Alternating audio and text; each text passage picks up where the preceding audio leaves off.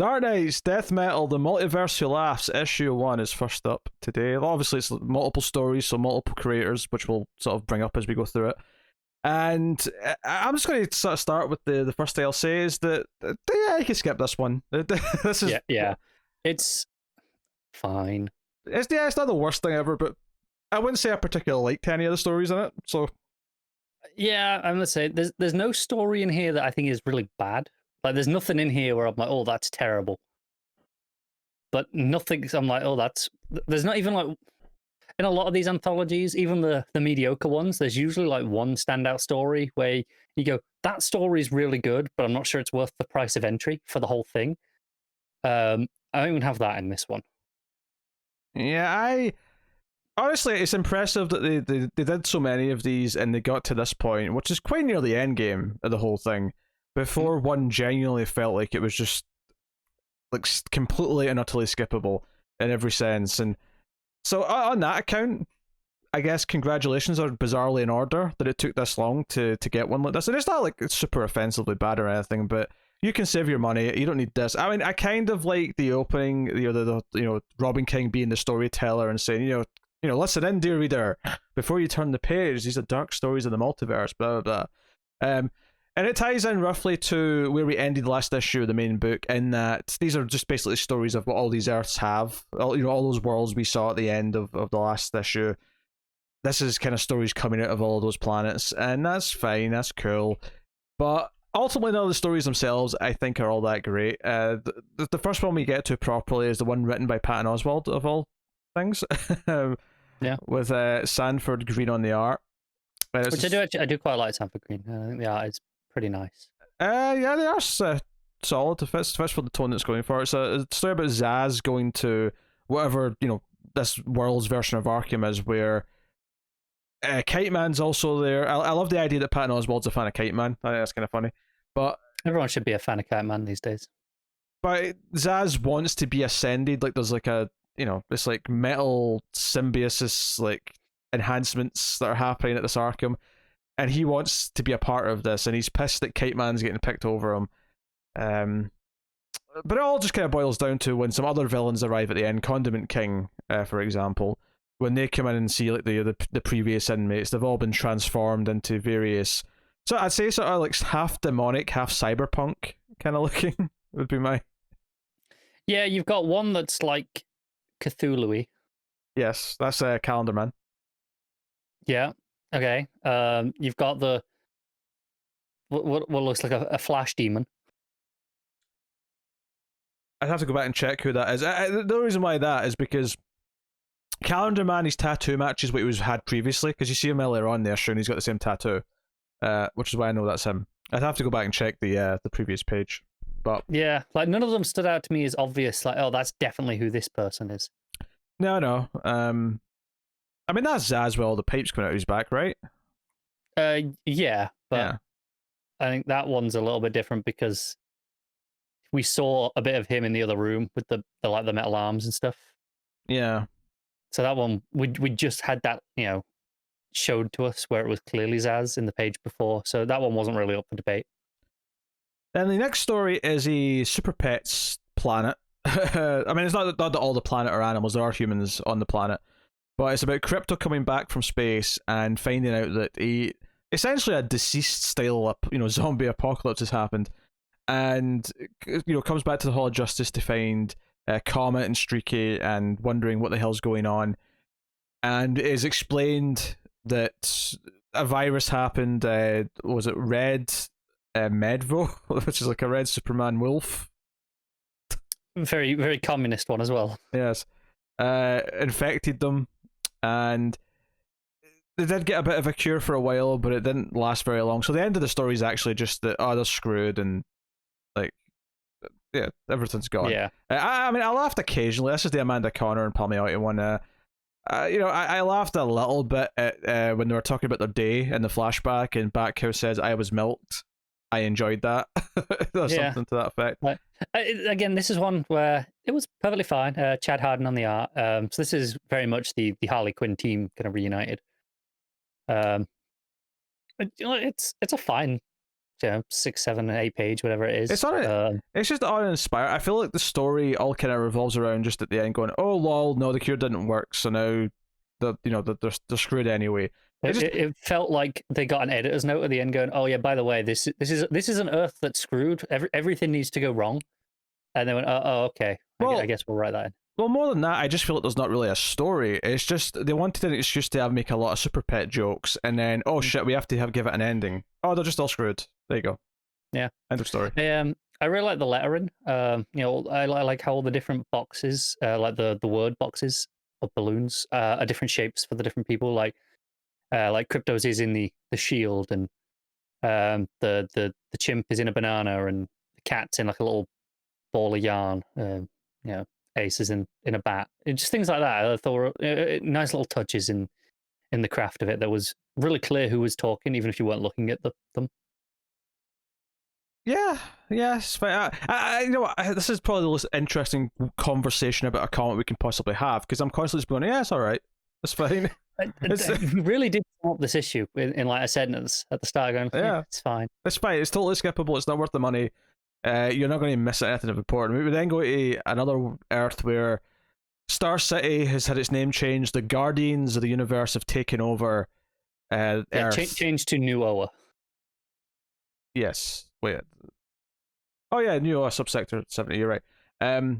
And Green Arrow is like an outlaw, and he's trying to help these teenagers survive and escape. But then Hal Jordan shows up, and he's kind of like, he's working for the Guardians. He's like, nah, there's this is punishment. This is punishable. You guys sneaking around. It's a military state. And again, there's not really much of a story. Just the final page is just like, Ollie tries to talk Hal out of this and to let them go. Hal says no, so Ollie's like, okay, well, I've got a yellow arrow here. So it just ends with them, going towards each other. So I was really surprised when I turned the page and there was no more, because I know it had the credit thing here, but and that in this instance is telling me that it's the end of the story, but that's not necessarily true. Sometimes you have a couple of pages, then you have your credits, and then a couple more. And what's interesting here is that the writer here, Saladin Ahmed, has done a lot of Marvel stuff that I think, from what I've sampled of his work, it's been very good. So yeah, I've read some of his comics. I've read some of his prose. I think I generally quite like his stuff. Not all of it, but I think he's a very capable writer. But he's very good, and I think this story doesn't really show off any of his skills or any of his quality, because it just ends so quickly. There's no story to tell. Right. If you're purely a DC fan, you don't read anything from Marvel really or elsewhere, and there are a lot of people like that who are out there. And and this is your first experience with Saladin Ahmed. You're not going to have a great impression of him as a writer going forward from this. Whereas we both know, okay, no, he's capable of a lot better at this. We've seen it. But if this is your first exposure to his work, I get why you might, next time you see his name, you probably wouldn't be excited, which is a shame, because I think he's, he can do a lot of good stuff. Scott Eaton's on the art, which is fine. Yeah, I mean, it looks all right. It does exactly what it's supposed to do. I like his designs for older Ollie, and I like this particular Hal design, with the shoulder pads and the collar. I think it looks pretty decent for this type of Hal. It's once again, there's a theme of these stories in this book where I don't really feel there are stories. They're just like, here's a world, and we don't really have a story to tell in that world. We're just going to show you the bare bones idea of it. Barely even vignettes. There's no lesson by the end. There's no nothing. This just ends with the fight starting, and it's not that dissimilar to the Super Pets one, where it feels like there's not really a story outside of just here's the concept. Oh, it's time to end. And that just is something that's permeating throughout the issue. And the next one, which is called The Fear Index, written by Brandon Thomas and art by Tom Mandrake. This is a world where Scarecrow's fear toxin is basically just getting into the atmosphere, and the entire world's been just infected with it. And there's some nights where it's worse, and it'll be a factor of 8, I think they say later, which is like you just can't survive if you're outside in that. And this guy at the start gets, as I say, this guy, Jean-Paul Villet. You don't know that at the start, though. You don't find out who he is until a bit later. At the start, he's just a blonde guy in a hoodie. And he gets his mask ripped off by some muggers, and luckily for him, Steel comes and saves him. I will say I get that the art is doing like Scarecrow vision, where the next page is there's this like demonic looking, you know, it looks like Bane and some other characters, and it's the idea that Jean Paul's so scared that this is what he's seeing is these weird like oddly shaped versions of things. It's like an Azrael bat as well, isn't it, at the front? The problem is that it's just kind of a mess to look at. I think these couple of pages here, I just didn't necessarily find them all that, I don't know, engaging. I know, I'm with you. I was thinking this as well, because I think most of the story is fine where he's not affected by it. It's not my favorite art, don't get me wrong, but it's fine. But those couple of pages where everything's distorted and blown up and kind of like ethereal 90s is how I want to describe it. Yeah, it's just kind of a mess. I don't think it really flows. There's not enough context for what's happening in the scene, I don't think, to really have that any of this feel like it has impact or context. But still comes and saves him. It just kind of explains what's going on back at his lair, and then he's like, "Yeah, I've got a bit more." I mean, that's kind of I guess a nice little point that's made in here, where Steele explains that some people just have a natural, not resistance, like he's not immune to it by any means, but he can handle it a bit better than some others can. Better constitution. Yeah. And he talks about how certain people, like certain groups of people, if they've been forced to like endure some of the worst aspects of human history, brutality and humiliation, oppression, things like that, that it's kind of almost built into, it's kind of like evolution, where just naturally those people are built up to. So there's kind of like a how do I phrase this? There's like a it's obviously addressing things like oppression and slavery here. It's talking about the idea that he's got built up a little bit of toughness towards fear because social immunity. Because as people have like had to deal with this, and feeling constant fear is something they've already had to live with. It's this idea that lends to. So there's kind of a nice point being made in this, but story. It's kind of just a throwaway bit of dialogue at the end. Really, it doesn't actually.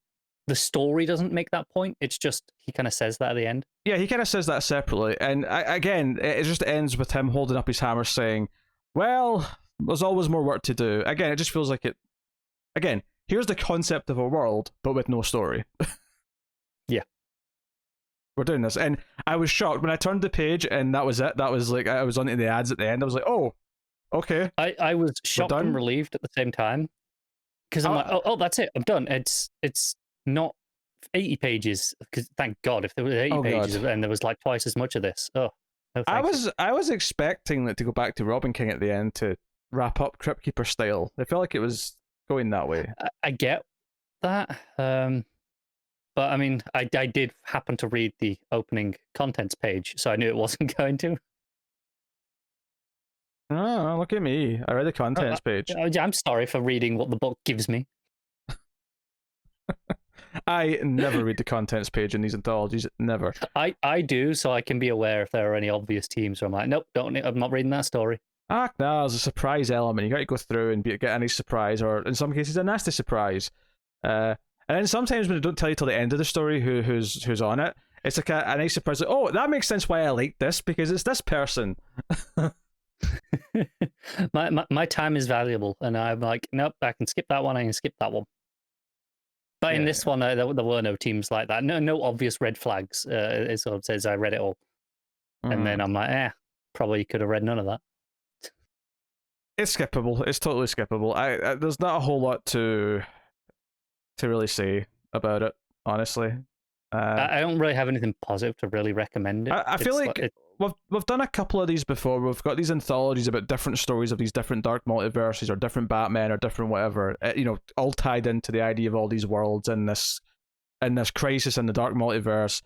And I feel like this is just maybe one time going back to the well too much, where I don't know if there was any actual good ideas for this one. Because before we've had some really great standout examples in those anthologies of, hey, this one or two stories have really, really made that one worth it. And there's a nice lot of context, because a lot of these Batmen that they're telling us about, they're popping up in the main book, later on with Castle Bat, or later on with the baby one, or like they all felt like they ended up kind of being something later. I don't feel like maybe one of these will be referenced later, but I don't see how.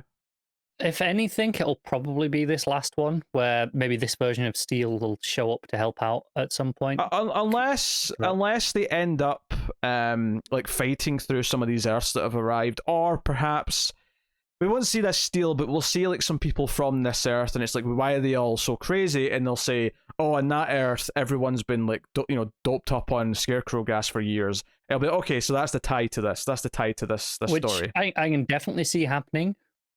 At which point I'm fine with just that line of dialogue. I didn't need this. Yeah, or likewise, we'll see the demonic, Arkham inmates or something. So, oh, on that Earth, this happens, and it's like, okay, fine. Yeah, I can see 3 panels of someone from the Justice League fighting those. Yes, a rage zombie of one of the animals like showing up. Like there's possibilities, but I'm not so sure if this added anything to those. No, I don't think it did. If indeed they do pop up in some way, but yeah, this seems skippable. So I mean, I don't think many people actually wait and hear our thoughts before they buy their books for the week. But it's one of those things where maybe some of these are borderline, and you wait to hear our thoughts before you throw down the $5-6 whatever this costs. I can't remember. Especially if you're a digital reader, where it's easy to just hold off and then. Or maybe it's some of these you weren't planning on buying at all until you hear people talk about it. Oh, actually, I'll go and grab that. Because I mean, I've done that before, but in the past. Oh, sure. Hot buzz from other people. I'm like, hey, I'll go check this out. One of the big examples with the Tom King Looney Tunes book, the crossover, the Elmer Fudd one.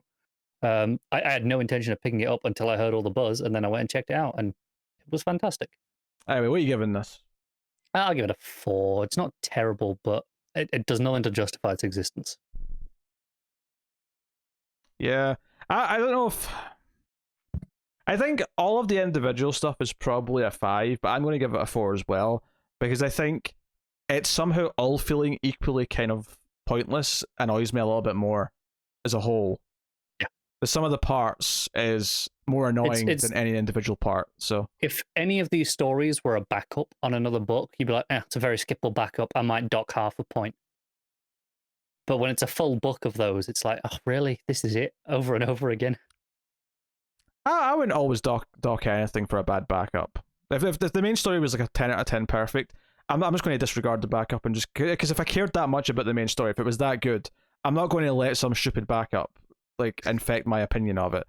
I am. It's part of the comic. Technicalities. If I got something I'm not happy with, I'm not letting some backup ruin it for it. Anyway, so that was the multiverse who laughs. Yes, the DC Comics bank account who laughs because they've got your money already potentially, and then you've realised that you didn't need to spend it, and that's a shame. It's a tragedy.